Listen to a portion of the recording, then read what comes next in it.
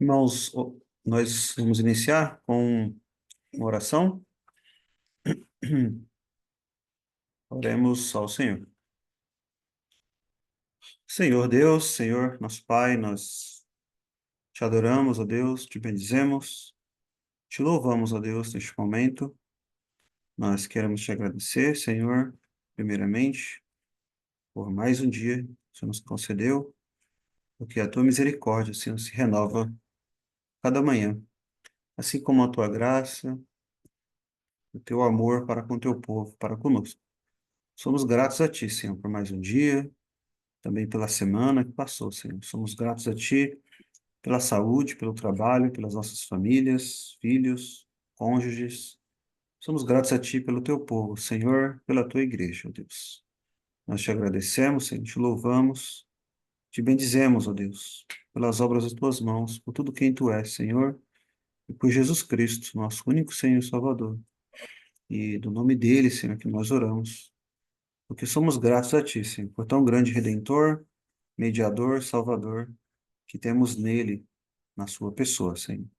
Te agradecemos, te bendizemos e pedimos, rogamos que o Senhor nos ajude, que o Senhor nos abençoe, abençoa a tua igreja, o teu povo, em todos os lugares, ó Deus, deste país, neste mundo, a pregação do Evangelho, Senhor. O Senhor abençoe cada irmão aqui presente, aqueles que não puderem participar também hoje, e o Senhor conceda, assim, direção, graça, conceda saúde, conceda forças, conceda ânimo. Abençoe, Senhor, aqueles que estão em diversas dificuldades, como questões de saúde, Senhor, aqueles que estão enfermos, com relação ao trabalho, Senhor. Abre, ó Deus, portas de emprego, Senhor. Abençoa teu povo, Senhor, tua igreja em todos os lugares, Senhor Deus. Ó, Senhor, nós oramos, rogando o bem do teu povo, Senhor, o bem da tua igreja, para a glória do teu nome, para que a tua igreja seja, ó Deus, uma bênção, Senhor, neste mundo, na pregação do evangelho, sendo luz para este mundo e sal da terra. Abençoa, Senhor, o teu povo, a tua igreja. Abençoa, Senhor, todos os nossos irmãos em Cristo, todos os lugares, aqueles que sofrem perseguições também, dificuldades, de misericórdia, Senhor, de cada um deles. Ó, Senhor, nos ajude, ó Deus, nos abençoe para que tenhamos, ó Deus, igrejas sérias, ó Deus, neste país e em outros países também, por quem temos orado, como os irmãos de Angola e de Moçambique também.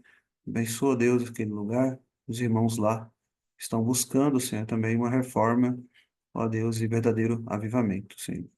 Abençoa, Deus, a tua igreja neste lugar, as diversas cidades, estados, ó Deus, deste país, que a tua igreja, Senhor, possa anunciar, pregar o teu evangelho com fidelidade, Senhor. Abençoa, Deus, o país, em momentos, ó Deus, de eleições, tem de misericórdia, Senhor. Tua palavra diz que devemos orar pelos governantes. Tem de misericórdia, Senhor, desses momentos. Nós te pedimos esse momento que teremos agora, próximo mês, ó Deus de eleições. O Senhor tem misericórdia da tua igreja, Senhor, neste sentido, ó Deus, do teu povo, e que o Senhor possa trazer conversão, arrependimento, Senhor, para que governantes possam beijar o Filho, ó Deus, como diz o Salmo, possam servir Cristo Jesus, o Rei dos Reis, Senhor dos Senhores. E assim a tua igreja, teu povo, ó Deus, ser abençoado, Senhor. Ó, meu Deus, nós te pedimos, nos ajude, nos abençoe, abençoa-nos neste momento que estivemos aqui, neste estudo, que o Senhor possa iluminar nossos corações e a nossa mente, que o teu Espírito, Senhor, o teu Espírito Santo possa nos dirigir e possa nos guiar, Senhor, possa iluminar a nossa mente, para que possamos aprender mais acerca de ti, da tua palavra, do teu evangelho, do teu reino, e para que possamos também nos alegrar em ti, Senhor, em ti somente, glorificando, exaltando o teu nome. Portanto, Senhor, abre o nosso coração, nosso entendimento, dirige-nos em todas as coisas e abençoa-nos grandemente. E somente o Senhor receba toda a honra, toda a glória e todo o louvor. Nós te adoramos, ó Deus, te bendizemos. Nós reconhecemos, ó Deus, que não há outro Deus além de ti, Senhor. Digno de toda a honra, glória e adoração. E isso fazemos em Cristo Jesus, nosso único Senhor, Salvador e Mediador. Amém. Os irmãos, vamos fazer uma leitura no livro dos Salmos, Estamos fazendo uma leitura contínua. Estamos agora no Salmo de número 7. Nós lemos o Salmo 6 e agora estamos no 7. Como já dissemos, então, o livro dos Salmos falam sobre Cristo. Os Salmos falam de Cristo, muitas vezes de maneira explícita, às vezes não, às vezes de maneira implícita. E o único livro, podemos dizer assim, que fala de Cristo também em primeira pessoa. É um livro riquíssimo, né, no que diz respeito à cristologia. Leiamos então o Salmo 7, diz assim, palavra do Senhor. Salmo 7. Sigaion de Davi, que cantou ao Senhor sobre as palavras de Cush, homem benjamita. Senhor meu Deus, em ti confio. Salva-me de todos que me perseguem e livra-me, para que ele não arrebate a minha alma como um leão, despedaçando-a, sem que haja quem a livre.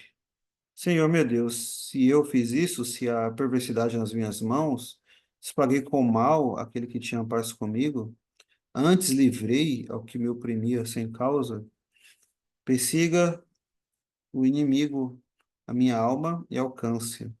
Calque aos pés a minha vida sobre a terra e reduza a pó a minha glória. Levanta-te, Senhor, na tua ira, exalta-te por causa do furor dos meus opressores, e desperta por mim para juízo que ordenaste. Assim te rodeará o ajuntamento dos povos. Por causa deles, pois, volta-te para as alturas.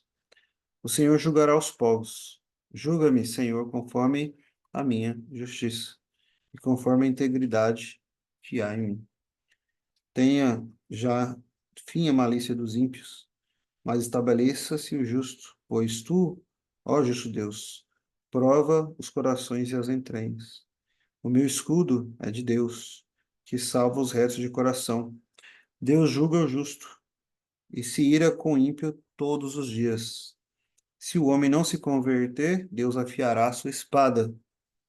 Já tem armado o seu arco e está aparelhado. E já para ele preparou armas mortais, e porá em ação as suas setas inflamadas contra os perseguidores. Eis que ele está com dores de perversidade.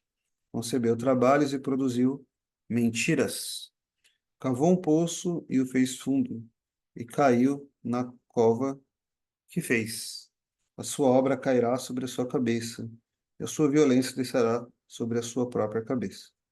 Eu louvarei ao Senhor segundo a sua justiça e cantarei louvores ao nome do Senhor Altíssimo. Amém. Nós então, o Salmo, esse Salmo, ele é um Salmo que fala sobre Davi estando aqui confiante na, na justiça de Deus. A justiça dele, de Deus contra o ímpio, como nós vimos aqui na leitura. Então é um salmo onde Deus, onde Davi, né, requer, ou ele busca de Deus essa justiça. Deus se ira contra o ímpio todos os dias, aqui o texto, né? Os ímpios, eles estão com dores de perversidade, versículo 14, concebeu trabalhos e produziu mentiras. Então ele concebe, é como se fosse, aqui lembrando a questão da gravidez, né? O John Bunyan, o puritano, ele diz, um dos livros dele, sobre o diabo ser o pai da mentira. Então significa que aqueles que amam a mentira estão unidos ao diabo, porque o diabo é o pai e o ímpio concebe a mentira. Olha que coisa forte, né? John Bunyan, ele chega a dizer isso, né? Assim é o ímpio e a sua relação com o diabo, como se ele tivesse casado com o diabo, algo terrível. E Deus vai julgar isso. Deus julga todos os ímpios, Deus julgará os ímpios. E ele já preparou armas mortais para esses ímpios. Deus afiará a sua espada, ele diz. Já tem armado o seu arco e está aparelhado. Então, assim Deus julga o ímpio, Deus se ira todos os dias contra o ímpio, e o dia do juízo será algo terrível contra o ímpio, o julgamento final. Deus julgará os povos.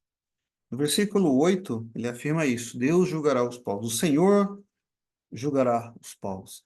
Mas ele diz: Julga-me, Senhor, conforme a minha justiça e que conforme a integridade que há em mim. Então, Davi está confiando que ele é inocente diante de Deus. Ele roga ao Senhor que o julgue conforme a justiça que há nele, que há no próprio Davi. É interessante isso. Por que que Davi pode dizer isso, né? Será que você poderia dizer isso diante de Deus? Será que no dia do juízo você poderá dizer isso? Senhor, julga conforme a minha justiça, conforme a integridade que há em mim. Será que você poderia dizer isso? Talvez você possa dizer que não, mas por que que Davi pode dizer? Você pode olhar para a vida de Davi, cometeu pecados graves, né, gravíssimos, né? Davi, o rei Davi, homem segundo o coração de Deus, mas ele se diz inocente aqui diante de Deus, íntegro. Então ele diz com grande convicção aqui, certeza: Julga-me, Senhor, conforme a minha justiça e conforme a integridade que é em mim. Bem, a única resposta para isso é que o crente, o justo, né? O justo, Deus julga o justo, mas o justo ele está justificado diante de Deus por causa de Cristo Jesus. Então, a minha justiça, que justiça é essa? É aquela justiça, é a retidão, a inocência, a perfeição de Cristo colocada em mim, na minha conta. Então, se você crer no Senhor Jesus, se você abraçou a justiça dele, você está revestido da justiça de Cristo, você pode dizer: Senhor, julga-me conforme a integridade que há em mim. Existe agora uma perfeita justiça, uma perfeita integridade. Eu sou inocente, perfeitamente inocente diante de Deus, não sou culpado mais dos meus pecados. E não apenas isso, mas até mesmo a obediência perfeita, eu tenho ela em mim. Mas alguém poderia dizer: como? Você conseguiu obedecer a Deus perfeitamente? Resposta: não. A integridade que há em mim vem dos méritos de outra pessoa, vem de Cristo Jesus, meu único Senhor e Salvador. Então, essa é a base do Evangelho. Então, essa convicção, essa certeza da fé, da sua salvação, está baseada nos méritos de Cristo. Davi já olhava, como podemos ver em vários salmos, para o Messias que havia de vir.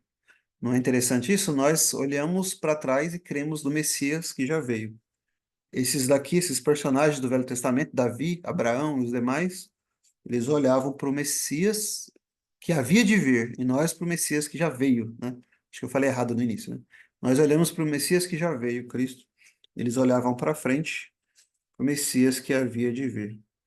Então, eles também foram salvos pela graça, pela justiça de Deus. Essa ideia de que no Velho Testamento as pessoas eram salvas pela lei, não é bíblico isso, isso não existe. Ninguém pode ser justificado diante de Deus pela lei, diz o apóstolo Paulo. Ninguém, mas somente pela fé em Cristo Jesus. Amém. Nós vamos cantar aqui um salmo, Salmo 24. Salmo 24. Vou compartilhar aqui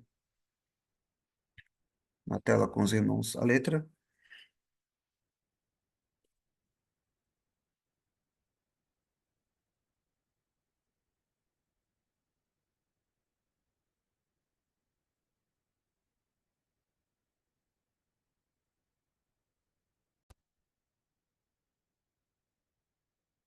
Salmo 24.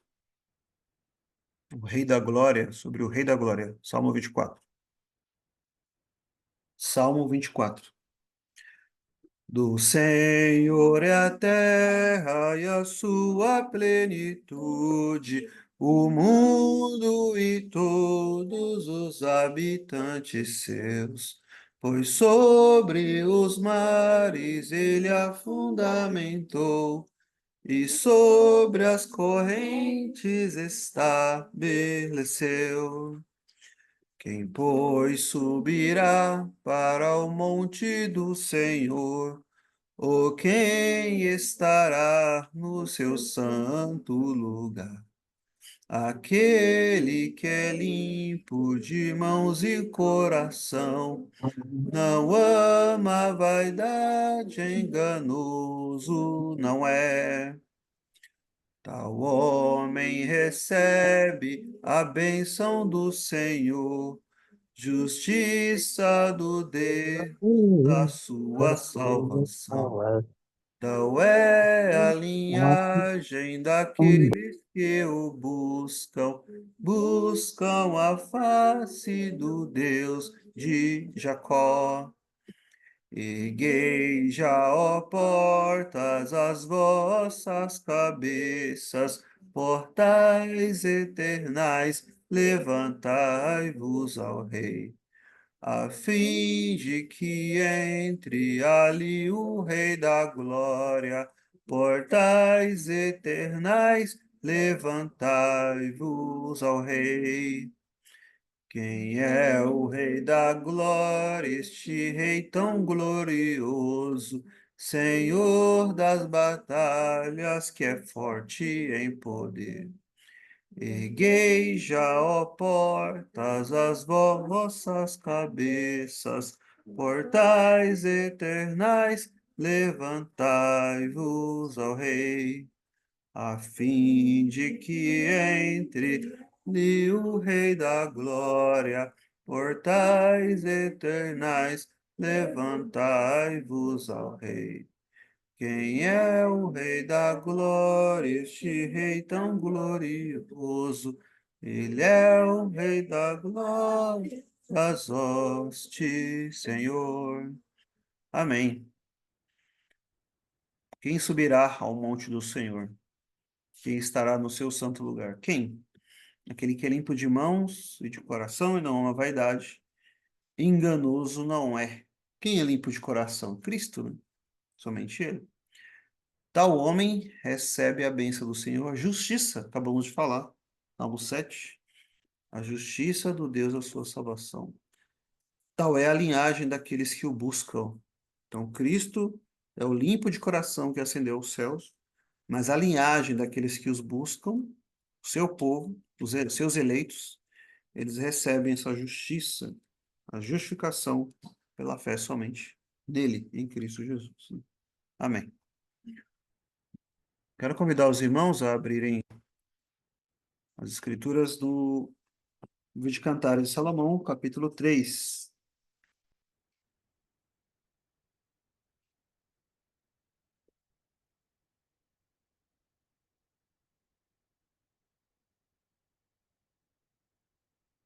Capítulo 3,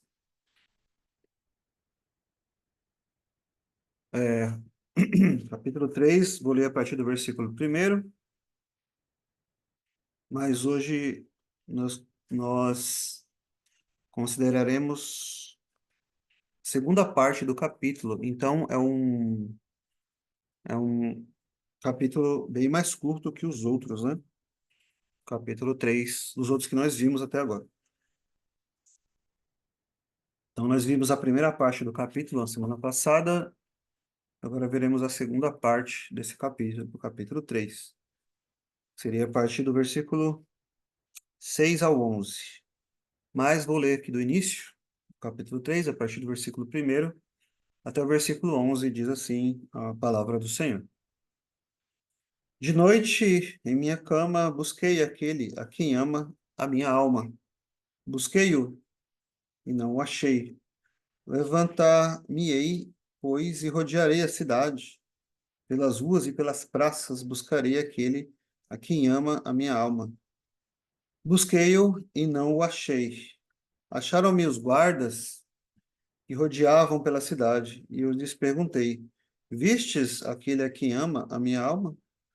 Apartando-me eu um pouco deles, logo achei aquele a quem ama a minha alma. Agarrei-me a ele e não o larguei, até que o introduzi em casa de minha mãe, na câmara daquela que me gerou.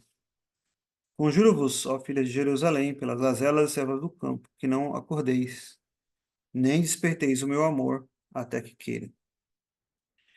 Quem é esta que sobe do deserto como colunas de fumaça, perfumada de mirra, de incenso, de todos os postos dos mercadores? Eis que é a liteira de Salomão. 60 valentes estão ao redor dela, dos valentes de Israel, todos armados de espadas, destros na guerra, cada um com sua espada à cinta por causa dos temores noturnos. O rei Salomão fez para si uma carruagem de madeira do Líbano, fez-lhe as colunas de prata, o estrado de ouro, o assento de púrpura, o interior revestido com amor, pelas filhas de Jerusalém. Saí, ó filhas de Sião, e contemplai ao rei Salomão com a coroa com que o coroou sua mãe no dia do seu desposório e no dia do júbilo do seu coração. Amém. Irmãos, anteriormente, na semana passada, nós vimos que os primeiros versículos do capítulo 3, do versículo 1 ao 5. E nós falamos sobre a amada, ela buscar o seu amado, no versículo 1. Busquei aquele a quem ama a minha alma, busquei-o e não o achei. Nós vimos aqui então que a amada, ela sentiu falta do amado e ela busca, então, ela passa a buscar o seu amado. Então, nós falamos que o verdadeiro cristão, ele que nasceu de novo, nascido de novo, de fato, ele tem prazer em buscar o seu amado, ele sente falta de Cristo. O cristão apenas nominal não sabe o que é isso, mas aqueles que tiveram seus corações transformados, capturados por esse amado, eles buscam ele. E nós falamos também que ela encontrou aqui alguns guardas, né? No versículo 3, acharam-me os guardas que rodeavam pela cidade. Lhes perguntei, vistes aquele a quem ama a minha alma? Muitos intérpretes antigos consideram esses guardas como ministros do evangelho que apontam onde está o amado. E não, ela procurou saber onde eu posso encontrar. Então, o crente, quando ele busca Cristo, ele procura saber onde Cristo está, usando meios de graça, especialmente a palavra. Mas, no versículo seguinte, ela diz: apartando-me eu um pouco deles, logo achei aquele a quem ama a minha alma.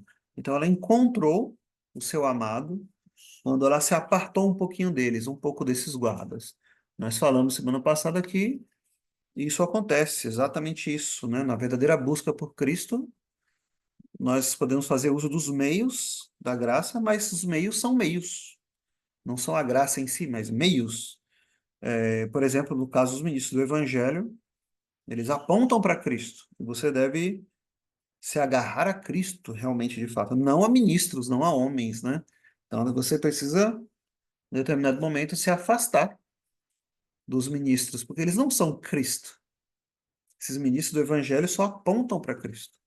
Então, você se aparta deles, num certo sentido, para buscar Cristo. Mas, infelizmente, há pessoas que começam a idolatrar ministros do Evangelho, né? Achando que eles são a resolução de todos os seus problemas, o que não é verdade. Eles apenas, como faróis, apontam para Cristo.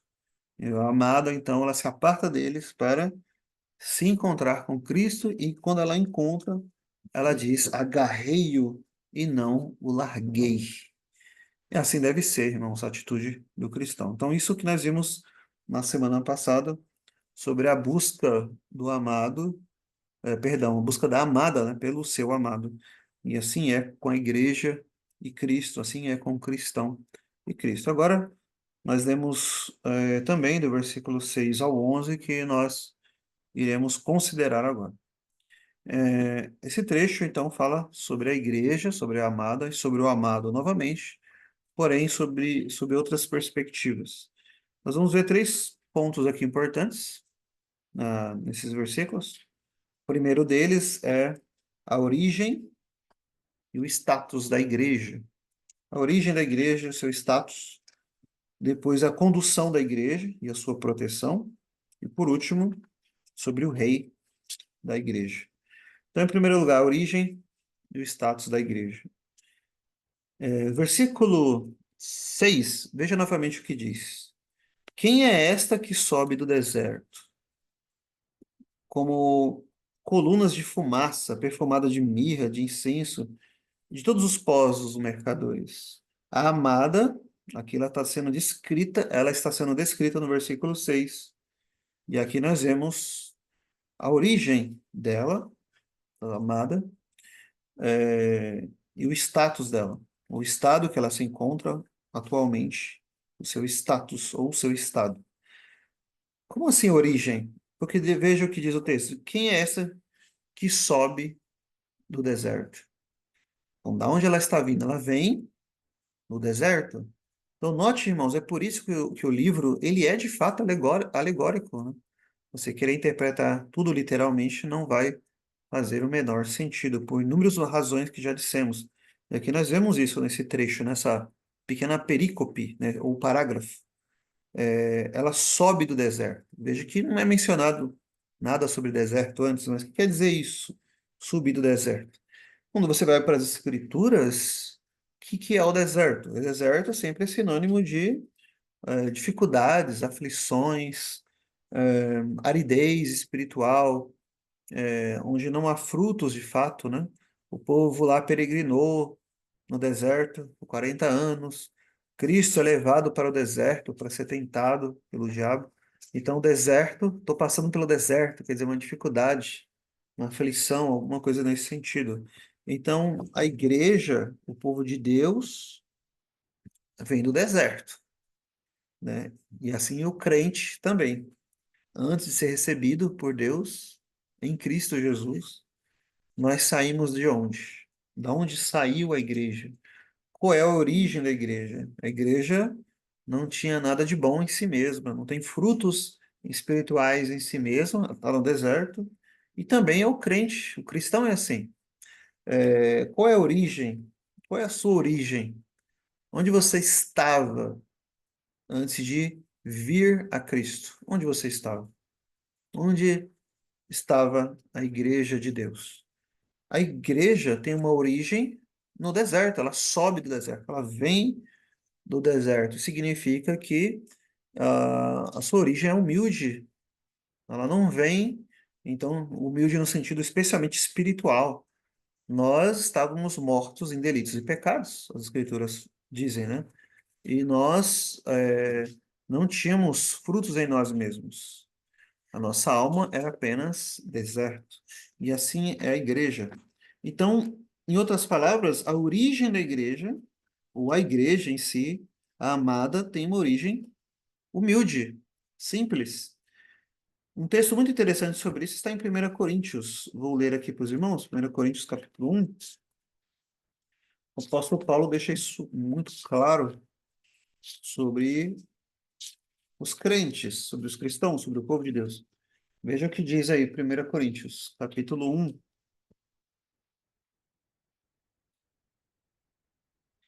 o versículo 26.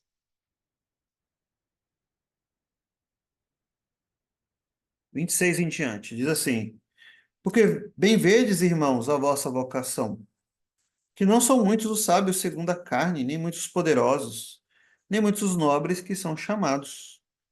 Mas Deus escolheu as coisas loucas deste mundo para confundir as sábias, e Deus escolheu as coisas fracas deste mundo para confundir as fortes. E Deus escolheu as coisas vis deste mundo, e as desprezíveis, e as que não são, para aniquilar as que são. Por que Deus fez isso? Versículo 29. Para que nenhuma carne se glorie perante ele. Mas vós sois dele, em Jesus Cristo, o qual para nós foi feito por Deus sabedoria, justiça e santificação e redenção, para que, como está escrito, aquele que se glorie, glorie-se no Senhor. Então veja, os irmãos que são chamados, todos nós, não são muitos sábios segundo a carne, não são poderosos, não, não são as pessoas de nobre nascimento, são pessoas que vieram de lugares simples, famílias simples. Às vezes uma cidade, um país simples e humilde veio do deserto. Não temos nada, nada para que Deus olhe e diga, eu vou escolher essa pessoa aqui. Não, não tem. Temos nada. Nós não temos sabedoria, não temos justiça, Não temos justificação, não temos redenção em nós mesmos, não temos nada, mas nele, versículo 30, ele, em Cristo Jesus, o qual para nós, ele se tornou essas coisas. Por Deus, para nós, ele se tornou o quê? Cristo. Ele é a nossa sabedoria, ele é a nossa justiça, ele é a nossa santificação, ele é a nossa redenção. Cristo é tudo em todos. Nele nós temos todas essas bênçãos espirituais. Mas de nós mesmos, de onde viemos? Viemos do nada. Viemos do deserto. Quem é esta que sobe do deserto? Quem é esta? Quem são estes? Como que pode isso? Acabamos de falar, por exemplo, de Davi, né? Como que Davi, um pecador, como que pode isso? Adúltero, homicida, etc. Como que pode ser chamado um homem? Como ele pode ser chamado de um homem segundo o coração de Deus? A resposta é a justiça que vem pela fé em Cristo Jesus. E a igreja, então, é revestida dessa justiça que está em Cristo Jesus. Mas dela mesma, ela veio da onde? Ela veio do deserto. Não há nela justiça alguma, não há frutos de justiça, apenas aridez espiritual em si mesmo. É da onde ela veio, é da onde ela foi retirada, ela foi conduzida, ela foi trazida do deserto. Olhe para a sua vida, pense sobre isso, né? Quem é você? De onde você veio? Onde você vive? Sua família, sua origem? Será que isso é a mesma coisa? É, Podemos dizer a mesma coisa sobre você, que Paulo acabou de dizer? Não são os de nobres nascimento que são chamados, não são muitos assim, mas Deus escolhe aqueles que, por o mundo, não são nada. Por que o Senhor faz isso? Para que nenhuma carne se glorie perante Ele, para que ninguém diga, eu fiz tudo por causa de mim, por causa da minha justiça, porque eu sou isso, eu sou aquilo. Não, é por causa de Cristo Jesus, meu único Senhor e Salvador. Olhe para a sua origem, olhe para a sua vida. De onde você veio? Da onde o Senhor tirou você? Tirou do deserto espiritual, tirou você de um lugar onde você não poderia frutificar. Mesmo que você tenha nascido num lar cristão, todos nós, espiritualmente falando, ainda que haja cristãos que sejam ricos financeiramente, todos, sem exceção, espiritualmente, somos pobres, não temos nada, viemos do deserto e somente em Cristo Jesus nós temos todo o tesouro espiritual. Então, qual é a origem da igreja? Ela sobe do deserto. Qual é a origem do crente? É uma origem humilde. Nós devemos tudo à graça de Deus. Como disse um certo autor, é graça no começo, graça no meio, graça no fim, é tudo pela graça dele. Não conseguimos por nós mesmos ter qualquer justiça diante de Deus, somente pelo seu amor, é somente pela sua misericórdia que se renova a cada manhã. É o deserto. E nesse mundo, o deserto também pode implicar nas lutas, nas aflições que estamos passando, mas ainda assim, se você está em Cristo Jesus, você está seguro. Quem é esta que sobe do deserto? Olha a origem da igreja. A igreja veio do deserto. Essa é a origem do crente. Mas o texto continua ainda, né? E nós temos um segundo ponto aqui importante: a origem da igreja e o status dela, né? Veja, quem é essa que sobe do deserto, como colunas de fumaça perfumada de mirra, de incenso e de todos os pós dos mercadores. Então, ela tem uma origem humilde, ela vem do deserto, mas ele diz, olha, ela está vindo do deserto, mas tem colunas de fumaça. Ela está perfumada. Ela está perfumada. Ela veio do deserto, mas ela está vindo, ela contempla, por exemplo, uma noiva chegando para o seu amado. Essa noiva ela está vindo toda arrumada, aparelhada, toda preparada para o seu amado e com ela há colunas de fumaça. Ela está perfumada de mirra, de incenso, de todos os poros dos mercadores. Quem é essa? É a igreja, é a amada de Cristo, é a amada do Senhor. Veja que aqui é mencionado colunas de fumaça e de incenso, né? É interessante isso, né? Lá no livro de Êxodo, nós vimos que o povo ele era guiado pelo Senhor com uma coluna de fumaça. Lembra disso? E essa coluna de fumaça, que lembra também o incenso, que inclusive é mencionado aqui, quando você vai no Novo Testamento, o que que é isso? Está em Apocalipse 8, eu vou ler rapidamente. O que que essa fumaça e o incenso representa para Deus, para o povo de Deus? Então, o livro de Apocalipse ele usa várias figuras do Velho Testamento para demonstrar realidades espirituais também, né? Capítulo 8 do livro de Apocalipse, capítulo 8, versículo 3 diz assim, capítulo 8, Apocalipse capítulo 8, versículo 3. E veio outro anjo e pôs-se junto ao altar, tendo um incensário de ouro, e foi-lhe dado muito incenso para o pôr com as orações de todos os santos, e sobre o altar de ouro que está diante do trono. E a fumaça do incenso subiu com as orações dos santos, desde a mão do anjo até diante de Deus. Então, subiu diante de Deus o incenso. Versículo seguinte, versículo 5. E o anjo tomou o incensário e o encheu do fogo do altar e o lançou sobre a terra. Então, aqui o texto diz, em Apocalipse 8 e também em Apocalipse 5, que o incensário que esse anjo tem, né? é, a fumaça do incenso, são as orações dos santos. Porque no Velho Testamento, lá no livro de Levítico, você vê Deus ordenando a questão do incenso, né? E esse incenso era apenas um tipo, um símbolo das orações. A igreja, em outras palavras, ela vem do deserto, e elas têm incenso e fumaça que sobe ao seu amado, vem até Deus, vem até Cristo como seu amado, que são as orações dos santos. A igreja tem as suas orações ouvidas por Deus, pelo amado. Você sabia que todas as suas orações são ouvidas? Todas são ouvidas. Todas as orações dos cristãos, como são feitas em Cristo Jesus, todas são ouvidas. Você pode dizer, mas às vezes já orei e Deus não me respondeu.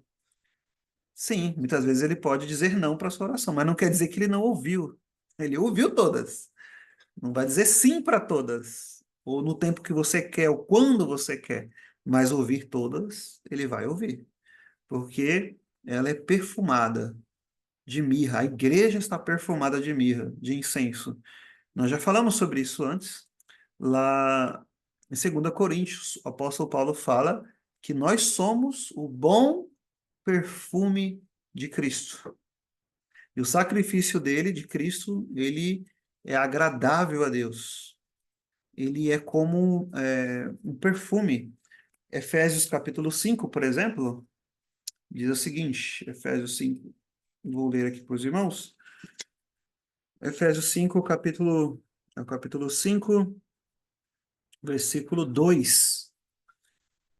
Efésios 5, 2. E andai em amor, como também Cristo nos amou e se entregou a si mesmo por nós, em oferta e sacrifício a Deus, em cheiro suave. Cheiro suave. Esse incenso, esse cheiro suave, esse perfume de mirra está na igreja, está nos crentes, está nos cristãos. Muitas vezes você pode achar que não. O mundo o ímpio que não entende as coisas espirituais, ele pode achar que não, mas existe um perfume, um aroma da santidade, da piedade no meio do povo de Deus. Você já teve essa experiência? Eu já perguntei isso em algum outro estudo, de você conhecer uma pessoa ali pela primeira vez, ao conversar com aquele irmão ou uma irmã em Cristo, e você perceber que aquela pessoa tem algo de Deus, aquela pessoa tem algo de Cristo nela. Você consegue entender que existe ali um amor por Cristo, existe uma piedade, algum aspecto ali da santidade, e você consegue perceber isso. Se você conhece, se você tem essa sensibilidade espiritual, ao conversar com alguém assim, você percebe que essa pessoa, ela é de Cristo. E o que que é isso? É o aroma, é o perfume da piedade, da santidade. É o perfume de Cristo. Paulo diz: nós somos os bom perfume de Cristo. Onde quer que nós passamos, a igreja, onde quer que ela passa, ela deixa esse perfume de Cristo nela. Porque o sacrifício de Cristo em cheiro suave está na igreja, está no povo de Deus. E esse perfume, ele é agradável a Deus, como no caso que eu comentei com os irmãos já também, em outro estudo, o caso de Jacó. Lembra de Esaú e Jacó? Então, Jacó, ele enganou seu pai e ele estava coberto ali com uma outra roupa, com pelos, né, como a sua mãe havia instruído ele. E aí o pai, ele sentiu aquele cheiro, aquele aroma. Ele falou: esse cheiro é do meu filho, é de Esaú, do meu filho. Né? Ele tocou nele, sentiu tudo aquilo. Assim é conosco, quando nós nos achegamos a Deus em oração. Deus, olha, o Cristo está nele, meu filho amado, que Deus falou assim: este é o meu filho amado, nele eu me comprazo. Esse perfume está nesse crente que está orando.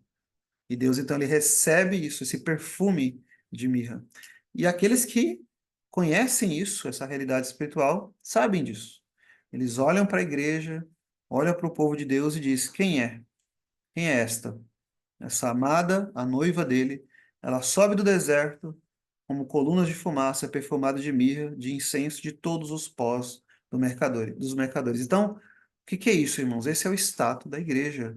Ela vem do deserto, mas ela está sendo trabalhada, ela está sendo aparelhada, ela está sendo arrumada, perfumada e, portanto, sendo recebida já pelo seu amado e está sendo preparada, como diz Efésios 5, para ser recebida sem manchas naquele grande dia das bodas do Cordeiro. Então, esse é o status atual da igreja. Ela vem do deserto, mas ela não está mais no deserto. Agora ela está frutificando. Agora, espiritualmente, ela se torna agradável a Deus, agradável ao Pai.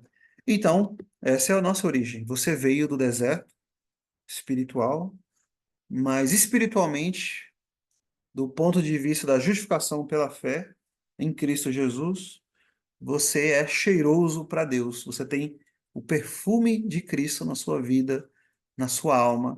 E as suas orações sobem, então, como incenso a Ele, e Ele recebe-as e as ouve todas. Porque em Cristo Jesus, diz o apóstolo, nós temos o sim e o amém para todas as promessas de Deus. João Calvino disse certa vez que nós temos um mediador, Cristo Jesus, que não pode ser rejeitado por Deus. Se você está em Cristo Jesus, agora você pode ter ousadia para orar por esse novo e vivo caminho que ele nos consagrou pelo véu, pela sua carne. Não é interessante isso, irmãos? Parece que muitos irmãos, quando eram mais. Tinha uma outra linha teológica, né? Pentecostais, tinham mais fervor para orar, mais ousadia, né? E parece que virou reformado, esqueceu tudo isso, né? Não ora mais como deveria, não jejua, não tem mais essa ousadia na oração, de crer nas promessas de Deus. E crer que Deus vai ouvir sua oração, sim, que ele recebeu. João Calvino fala também que se você não crê em Deus, nas promessas, que ele vai responder suas orações, isso é pecado não crer. Você orar e você já está duvidando já, porque você não crê nas promessas de Deus, você não crê que Cristo Jesus, ele conquistou para nós essa capacidade, essa possibilidade de chegar-se ao trono de Deus e orar com fervor, com temor e tremor, mas também com fervor, e Hebreus diz lá com ousadia, por causa de Cristo Jesus. Então tomemos cuidado com a incredulidade, ou achar que você não tem esse status espiritual, porque você tem. Você tem, nós somos vivificados com Cristo Jesus. Então tome cuidado com esse erro. Ah, eu creio agora em Cristo Jesus, mas, né, não sei se Deus vai me ouvir, eu não sou digno e tal, não sei o quê. Realmente, você não é digno mesmo, em você mesmo, mas você se agarrou a Cristo, você se agarrou nele, e você agora pode clamar, orar ao Senhor com fervor e com ousadia, porque Ele vai ouvir suas orações. Perfumado de mirra, você está perfumado com o perfume de Cristo. Irmãos, não está só aqui nesse texto, acabamos de ver aqui no Novo Testamento, Paulo diz isso. Nós somos o bom perfume de Cristo. O sacrifício de Cristo sobe como um cheiro suave. Está aqui em Apocalipse. As suas orações sobem, as orações dos santos sobem até Deus. Creia nisso. A igreja precisa crer nisso. Nós precisamos crer nisso e sermos mais ousados espiritualmente na oração. Você crê nisso? Você crê que esse é o status da igreja? A igreja é amada e ela é perfumada e recebida diante de Deus. E você, como cristão individual, sua família, também diante de Deus. Você é amado, amada para ser recebida diante de Deus. Suas orações serem recebidas diante de Deus. Você entende isso? Você crê nisso? É verdade que você veio do deserto, mas você agora tem o perfume de Cristo na sua vida. Isso é maravilhoso, irmãos. Precisamos crer nisso. Por isso que eu repito sempre, olha a importância deste livro, né? Cantares de Salomão, nos mostrando isso. Isso é muito importante. Mas, em segundo lugar, veja aqui também, um segundo lugar, sobre a proteção, a condução, a condução e a proteção da igreja, da amada. No versículo 7 e o versículo 8, a igreja, a amada, ela está sendo conduzida e protegida. Versículo 7, eis que é, então ele está respondendo a pergunta, quem é esta? Eis que é a liteira de Salomão.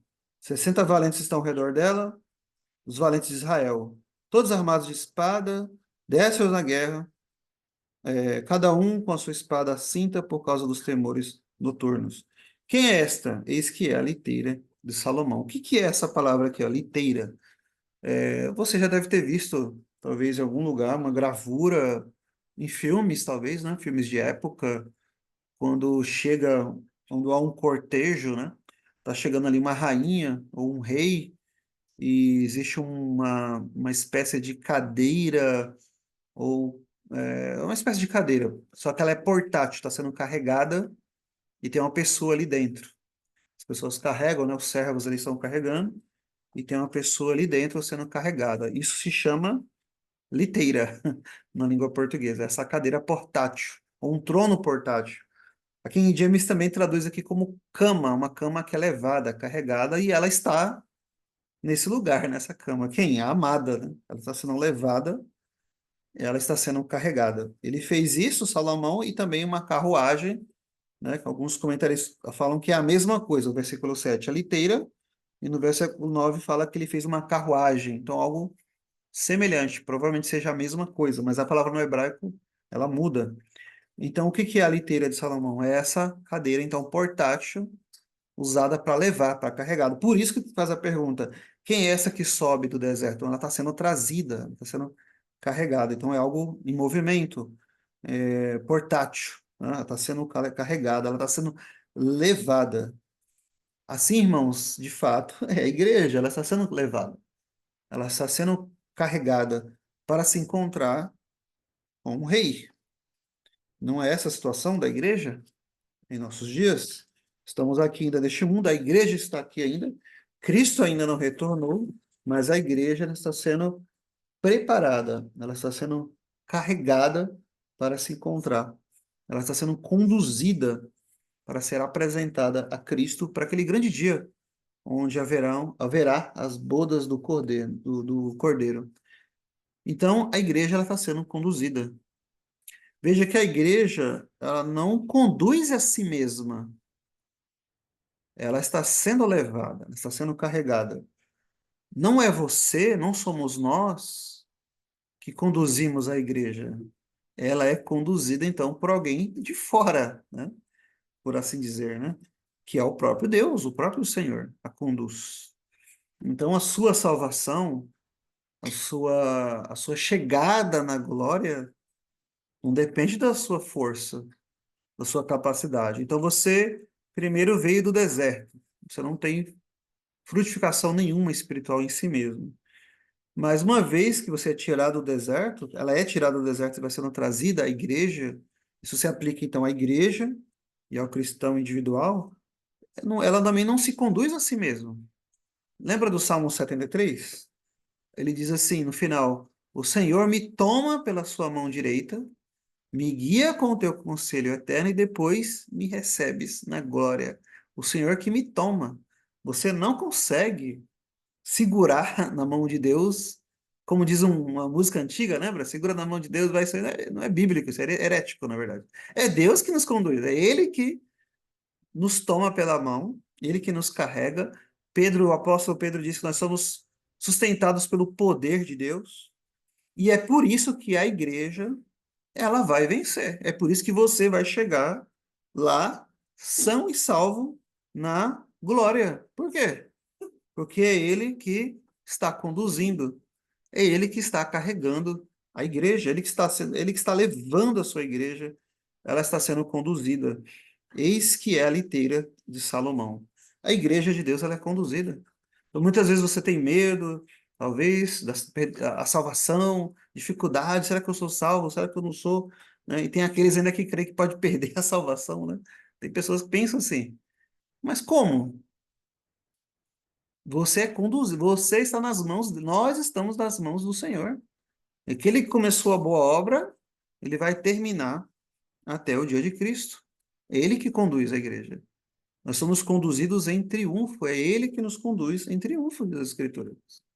Você está sendo levado, a igreja está sendo levada. Então você olha para a igreja hoje, situações difíceis, a igreja está perdida, não sei o quê. Não pense isso.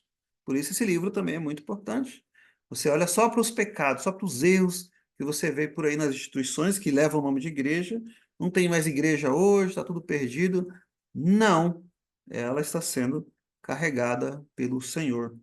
Não são homens que estão carregando ela, não são ministros do evangelho, é o próprio Senhor que a carrega, que a leva. Você crê nisso? Você está sendo conduzido para triunfar em Cristo Jesus, para ser recebido na glória um dia. Não é pelas suas próprias forças, não é pela sua própria capacidade. O apóstolo Paulo diz: quem é suficiente para essas coisas? Quem? A nossa capacidade vem de Deus. É nele, é Ele que nos capacita, é Ele que nos fortalece para caminharmos em meio a tantas lutas, tantas aflições, tantas dificuldades, tantos desertos. Mas olha, note não apenas isso, não apenas essa condução, ela está sendo levada, mas há aqui uma proteção também. 60 valentes estão ao redor dela, os valentes de Israel, todos armados de espada, destros na guerra, cada um com sua espada e cinta, por causa dos temores noturnos. Veja, a igreja ela está sendo carregada, então imagina essa cena, né? Então aquela noiva, uma amada, a amada do seu amado, ela está sendo conduzida, trazida nessa espécie de carruagem, né? De liteira, né? Ou trono ou cadeira portátil, mas ela está rodeada ao redor dela. O que que tem ao redor dela? Tem 60 valentes. Os valentes de Israel, armados, todos armados de espadas, destros na guerra. Então a igreja ela está sendo conduzida e ao mesmo tempo ela está sendo protegida. A igreja está sendo protegida.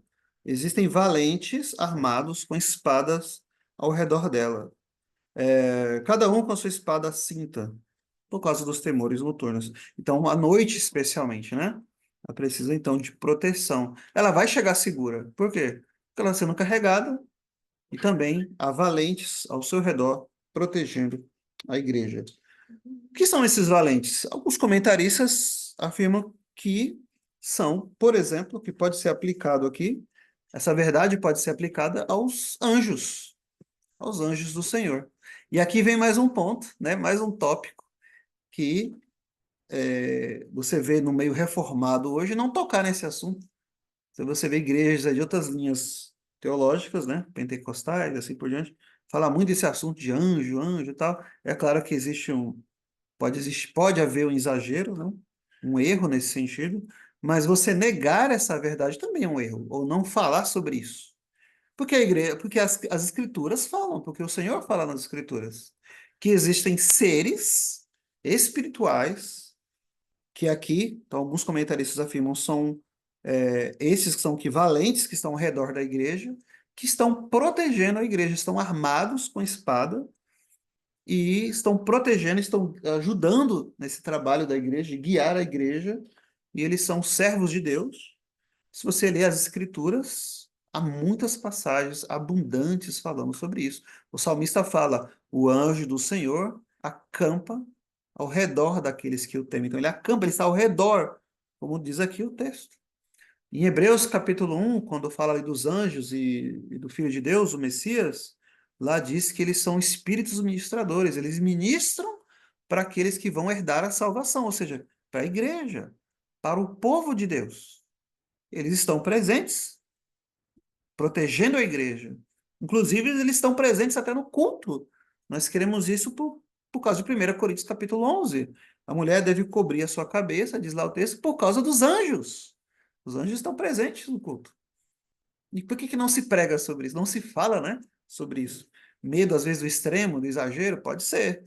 Mas nós temos que seguir o equilíbrio bíblico. Em outras palavras, irmãos, a igreja, não tem como a igreja ser perdida ou destruída, as portas do inferno não prevalecerão contra ela, porque o próprio Senhor, é claro, a guia e a protege, mas o Senhor também tem seres espirituais, anjos, arcanjos. As escrituras não falam sobre aí como funciona a hierarquia angelical, mas são seres que existem, sim. Leia o livro de Atos dos Apóstolos, nesse entendimento, essa perspectiva, quantas vezes os anjos ali são mencionados. Tem pessoas que falam, isso é só para aquela época, porque foi o Pentecoste.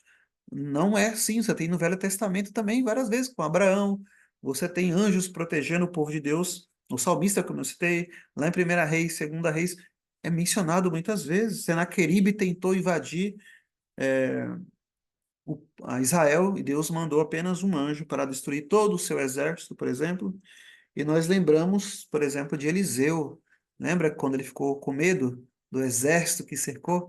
O servo de Eliseu, né? Melhor dizendo, quando eles ficaram cercados ali pelo exército, e Eliseu falou o seguinte: Senhor, abre os olhos para ele ver o outro exército, né, que está ali protegendo eles. E são eram esses anjos que estavam ali em volta, e ele viram então esse exército espiritual ali em volta. E esse exército espiritual está hoje na igreja, protegendo a igreja, guiando a igreja.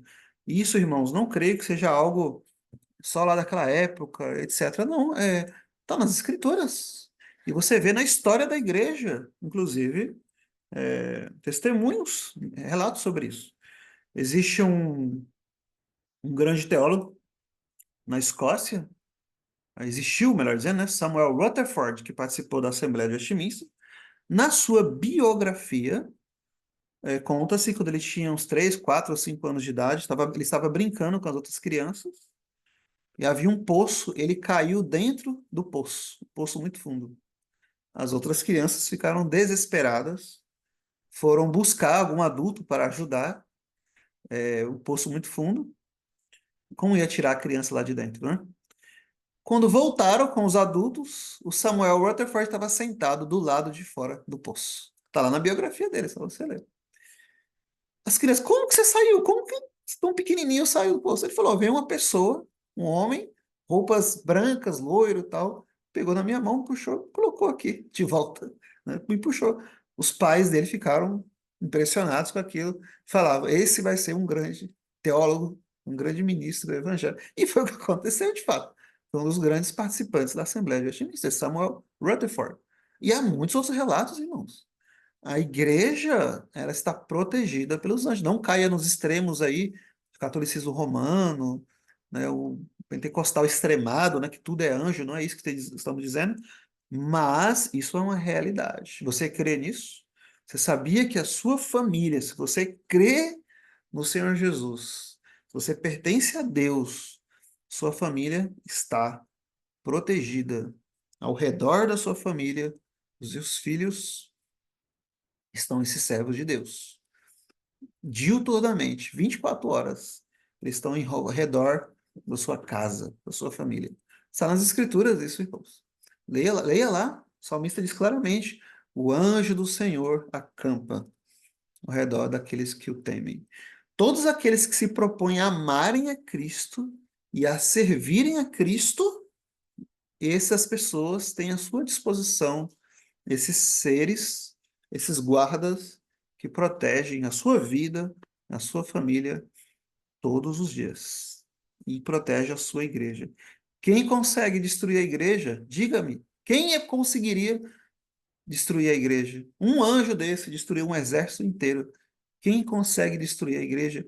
As portas do inferno não prevalecem contra ela. Então, às vezes, você olha para a igreja, está tudo perdido e tal, não sei o quê. Não está, irmãos. Creia na palavra de Deus, creia nas suas promessas. Não está perdido. Agora eu te faço uma pergunta. O que você acha que você veria por um segundo se Deus fizesse com você o que Deus fez com o servo de Eliseu?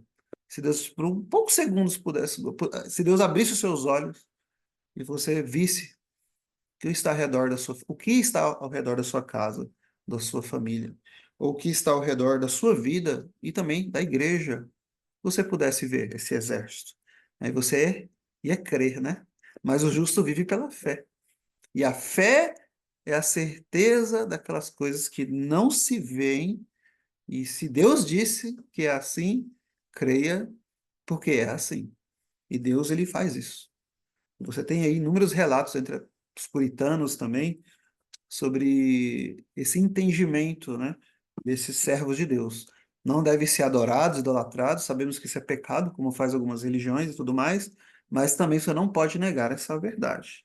Eles existem e estão armados, protegendo essa igreja que está sendo conduzida para ser recebida na glória. Você crê nisso? Você entende isso? Eu sei que não é uma verdade muito pregada no meio reformado, mas é uma verdade bíblica. O único problema que nós teríamos, que as pessoas terão, serão os ímpios. Esses anjos poderosos é somente para servir aqueles que vão herdar a salvação. Mas quando você lê lá em 2 Tessalonicenses capítulo 1, quando o Senhor Jesus voltar com labaredas de fogo, com os seus santos anjos, eles tomarão vingança, diz lá o apóstolo Paulo, contra aqueles que não amam o Senhor Jesus, aqueles que não obedecem o evangelho. Esses têm esses seres poderosíssimos como inimigos. Os ímpios terão ele como inimigo. Mas aqueles que amam a Cristo, tem eles como ministros, ministros, guardas e assim por diante. Eles protegem o povo de Deus. Eles também atuam na providência de Deus para abençoar a igreja, abençoar o povo de Deus. Não estou dizendo aqui que você vai orar para anjo, qualquer coisa do tipo. Claro que não. Você vai servir a Cristo, servir a Deus, e ele tem e a igreja tem à sua disposição esses seres que guardam a igreja. Irmãos, eles aparecem lá no livro de Apocalipse. Acabamos de ler sobre um, né, com o incensário, e tantos outros lá que aparecem. Eles são seres reais, e há muitos testemunhos históricos, bíblicos também, sobre isso. Você crê nisso? A igreja está sendo conduzida e ela está sendo protegida pelos valentes. São seres poderosíssimos, poderosíssimos.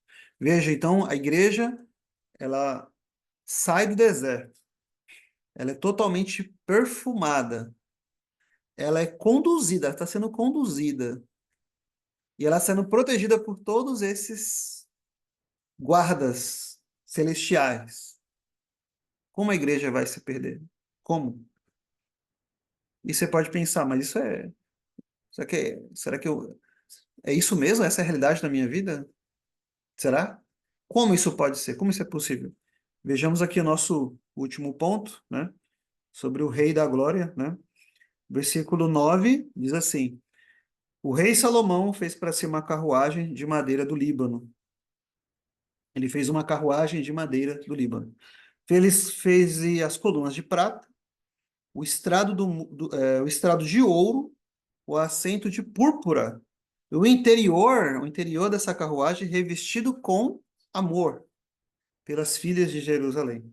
Saí, ó filhas de Sião, e contemplai ao rei Salomão com a coroa, que o coroou sua mãe, no dia do seu desposório, no dia do júbilo do seu coração. Interessante isso, né? Então, o rei Salomão, ele fez uma carruagem. Ele fez para si uma carruagem. Essa carruagem, se você notar aqui, né? Ela é toda equipada, colunas de prata, estrado de ouro, assento de púrpura, o interior revestido de amor, como falamos, né? Não tem como ser algo que não é algo literal. Se você ler a história de Salomão, sim, ele usou muito ouro, muita prata para construir muitas coisas, né?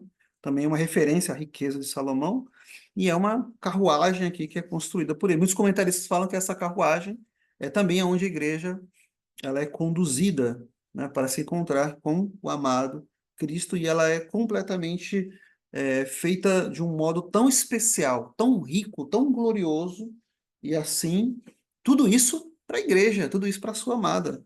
Ele fez tudo isso para ela, para que ele também ande com ela nessa carruagem, e ela também seja recebida também por ele nessa carruagem.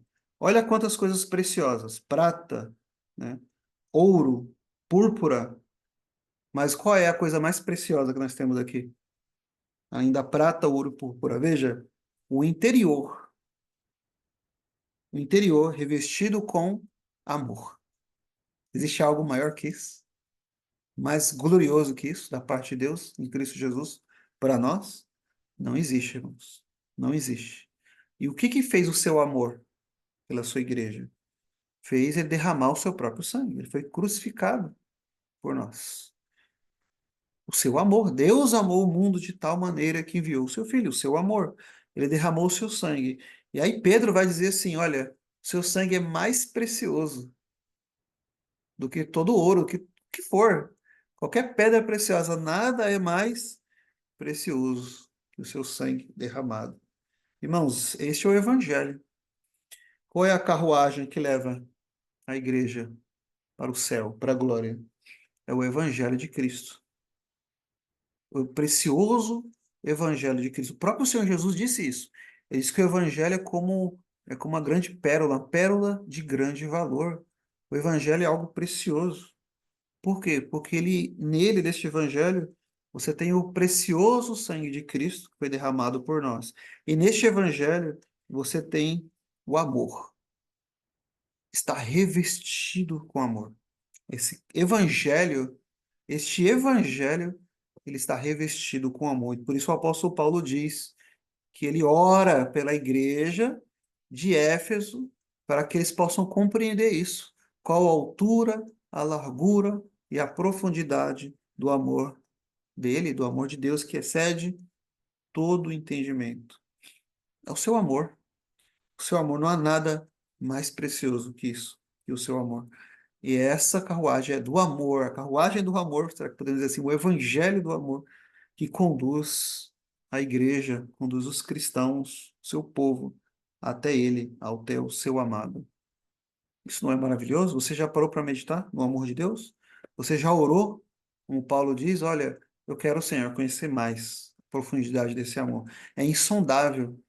Paulo chama de as insondáveis riquezas de Cristo. Veja, é isso que eu falo aqui, falei várias vezes para os irmãos. As figuras, né, que nós temos aqui no mundo, usadas de maneira espiritual. O pão, a água, etc. E também as riquezas, pedras preciosas. Paulo fala as insondáveis riquezas de Cristo. São as riquezas de Cristo. O evangelho é uma pérola de grande valor. Não há nada mais precioso que o sangue de Cristo. Então, todas essas coisas que Deus colocou aqui neste mundo, tudo isso é para fazer convergir nele, Efésios capítulo 1, né? Convergir nele todas as coisas. Tudo converge para Cristo Jesus, porque ele é tudo em todos. Essa é a carruagem. Como que a igreja pode se perder? Como que a igreja não vai triunfar? É impossível, irmãos. É impossível. Como que você, se você tem uma fé verdadeira, genuína em Cristo, irá se perder? É impossível. Ele diz: as minhas ovelhas, ninguém pode arrebatá-las das minhas mãos. Ninguém, ninguém. Aí você pergunta: mas como isso é possível? Como tudo isso é possível? Sair lá do deserto, ser perfumada na igreja, depois ela é carregada à igreja. Não apenas carregada, ela é protegida, e ela tem uma carruagem com tantas pérolas ou pedras preciosas, e especialmente esse revestimento de amor. Como é possível isso? Como eu não consigo ver, você pode pensar, não, não consigo ver isso. Olha para a minha vida, coitado de mim. Olha para mim, vejo meus pecados. Coitado de mim. Olha para a igreja, olha quantos problemas, quantos erros, heresias, pecado também na igreja. Como eu não consigo ver isso? A resposta está no último versículo aqui, versículo 11. Sabe por que que você não consegue ver isso? Porque você está olhando para você mesmo. Você está olhando para os seus pecados apenas, pecados da igreja apenas, erros da igreja apenas. Mas veja o que diz o versículo 11: Saí, ó filhas de Sião, e contemplai ao rei Salomão com a coroa que o coroou sua mãe. No dia do seu desposório, no dia do júbilo do seu coração. Saí e contemplai ao rei. Contemple mais o rei. Salmo 24, o rei da glória. Salomão, a palavra no hebraico, Sholomon, né? A palavra, de onde vem a palavra shalom, paz, porque no seu reinado houve paz apenas, né? Não houve guerras, Deus prometeu isso. Então ele é um rei que trouxe paz. Ele é apenas o quê? Um símbolo ou uma sombra do príncipe da paz, Cristo Jesus. Cristo é o rei por excelência, é o rei dos reis. Salomão, ele aponta para Cristo. Deus ele deu para aquele povo, por um momento, paz. E nós obteremos uma paz eterna em Deus, em Cristo, o descanso eterno dos santos, como falamos em outro estudo, mas é somente por meio dele, por meio de Cristo. Então, pare de ficar olhando apenas para si mesmo, apenas para o seu pecado, seus erros, para suas dificuldades, etc, etc, etc. Saia de si mesmo e contemple o Rei da Glória. Contemple o Rei. Você tem contemplado o Rei Jesus? Contemple ele, olhe para ele. Um pregador escocês disse o seguinte: toda vez que você olhar para si uma vez, ver todos os seus pecados, você precisa também fazer isso. Precisamos olhar para os nossos pecados, sim. Não estou dizendo que não. Mas toda vez que você olhar uma vez dos seus pecados, olhe 10 vezes para Cristo. Sempre 10 vezes mais contemple a Cristo, mais do que a si mesmo. Se você contempla somente a si mesmo, o seu próprio pecado, você está errado, você está enganado, né? Lutero chegou a dizer isso também, por exemplo. Ele diz o seguinte: toda vez que eu olho para mim mesmo, eu não vejo como me salvar. Mas quando eu olho somente para Cristo, eu não vejo como posso me perder. É impossível. Olhe para o Rei da Glória. Olhe para ele. Contemple, saia e contemple o Rei da Glória. O Rei da Glória.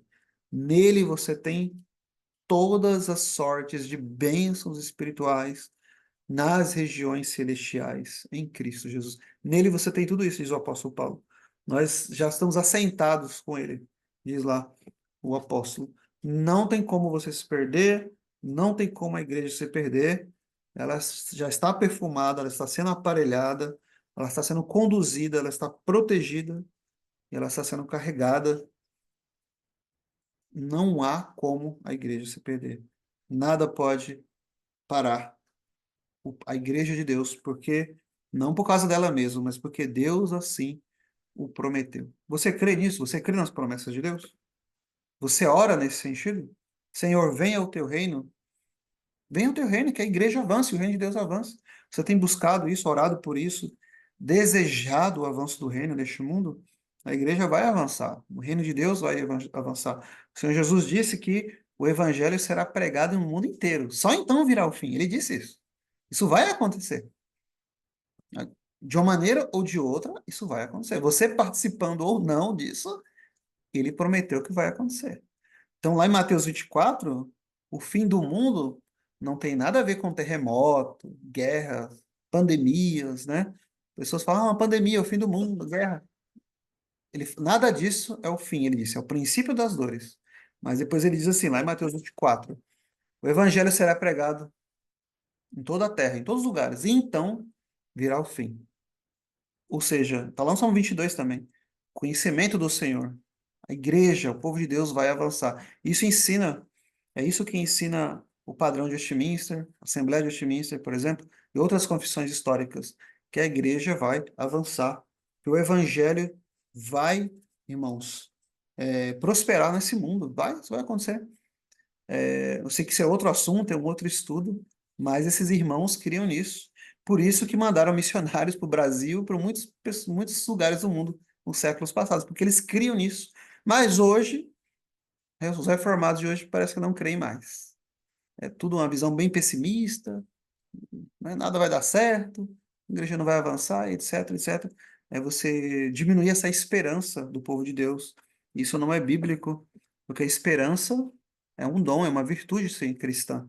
Nós temos que exercitar nela sempre olhando para Cristo Jesus. Pense nisso, medite sobre isso, ore sobre isso. Duas palavras importantes, disse o pregador Charles Spurgeon na oração que você pode usar. Duas palavras importantes. Tu disseste. Tu disseste. Ore a Deus baseando-se nas próprias promessas dele. Senhor, abençoa a tua igreja, abençoa o teu povo, porque tu disseste, tu prometeste. E assim também a minha família, a minha vida, tu prometeste, tu disseste. Creia nisso. Creia que a igreja será conduzida em triunfo.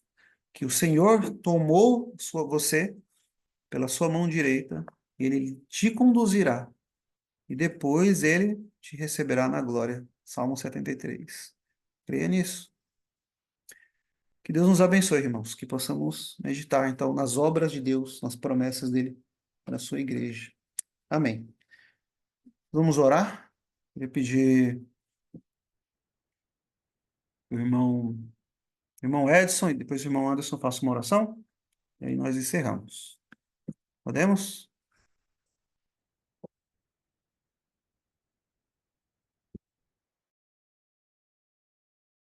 Senhor, nosso Deus amado, nosso Pai, nós queremos dar louvores a Deus, exaltar o santo nome, que é digno de receber todo louvor, toda adoração.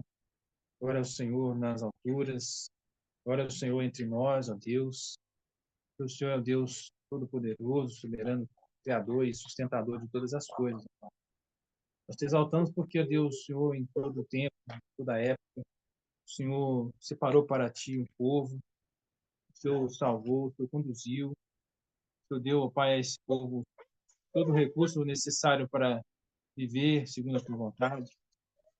Nós agora, Pai, nós queremos também te louvar porque o Senhor nos deu a graça e o privilégio de poder, nesse tempo, nessa hora, fazer parte do povo do Senhor, da família do Senhor.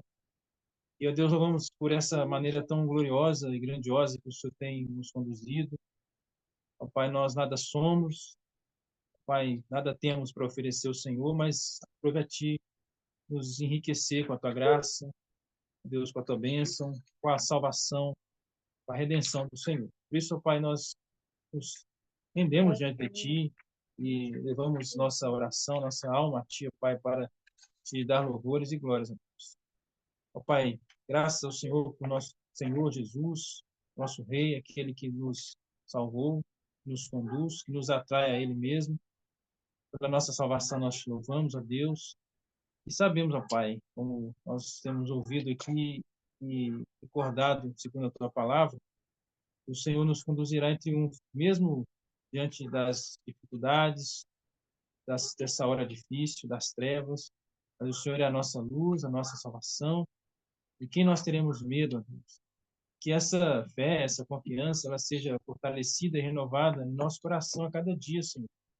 Possamos crer de fato nas tuas promessas, as gloriosas promessas, tão poderosas promessas, ó Deus, e trazer à memória toda a obra que o Senhor já fez, desde o Éden até hoje, para que isso possa nos fortalecer, Pai, possa nos animar. Que nossa esperança, nossa fé esteja em Cristo, nosso Redentor, não em nós mesmos, Pai, que o Senhor perdoe os nossos pecados, que o Senhor possa nos santificar, restaurar nossa vida, Pai, e nos transformar a cada dia a imagem de Cristo Jesus, conforme o Senhor prometeu fazer em nós. Assim, ó Pai, nós oramos, agradecendo, ó Pai, tão privilégio de poder participar da família do Senhor e por todas as bênçãos que o Senhor tem concedido às nossas vidas, de maneira como o Senhor tem nos sustentado a cada dia, ó Pai. Nós oramos, agradecemos por tudo, ó Deus, em nome de Jesus. Amém.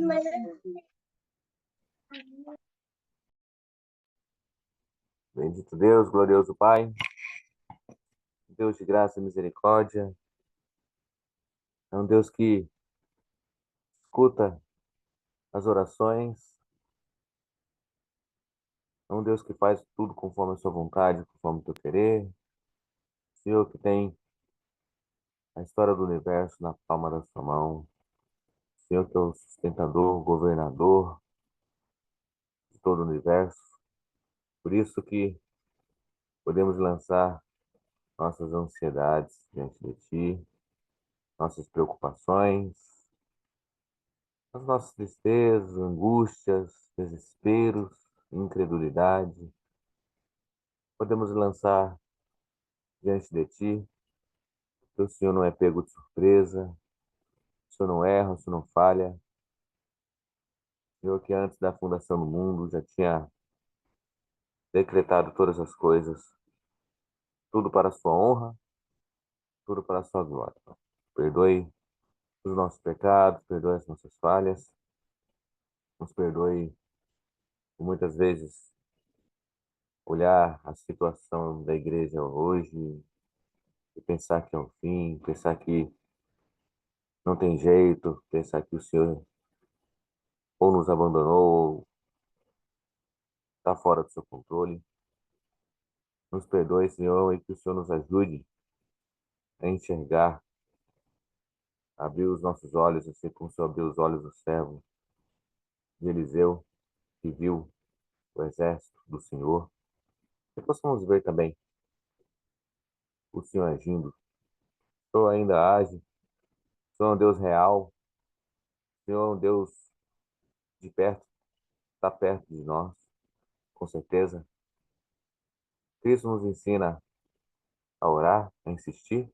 Contou a parábola do juiz iníquo da viúva. O Senhor nos ensina a insistir, a orar. E Cristo disse: Nós que somos maus, sabemos dar boas coisas aos nossos filhos quando nos pedem, quanto mais Deus, né? Então, que de fato Deus é bom, a único que é bom que é Deus. Nos perdoe, Pai, nos ajude a enxergar, nos ajude a ver que o Senhor ainda tem os seus 7.000 que não se dobraram perante Baal, e que o Senhor nos ajude a enxergar que o Senhor levantou a sua igreja do deserto, o Senhor protege a sua igreja,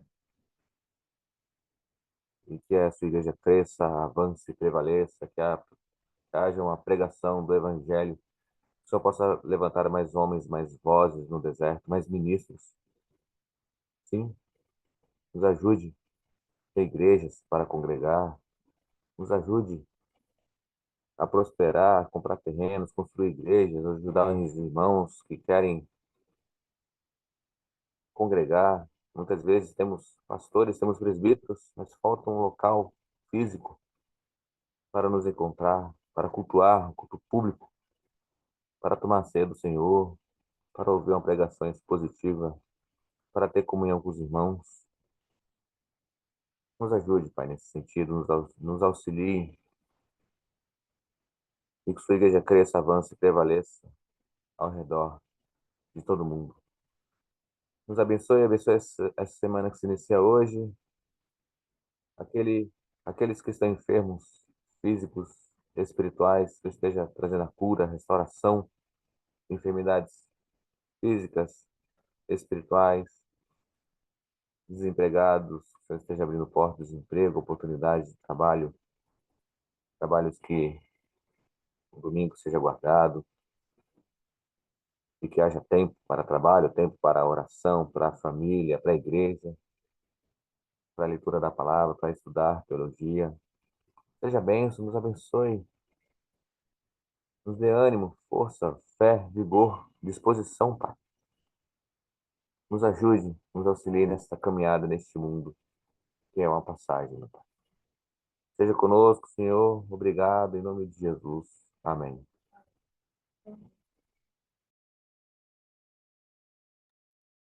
Amém, irmãos. Deus abençoe a todos e boa semana a todos.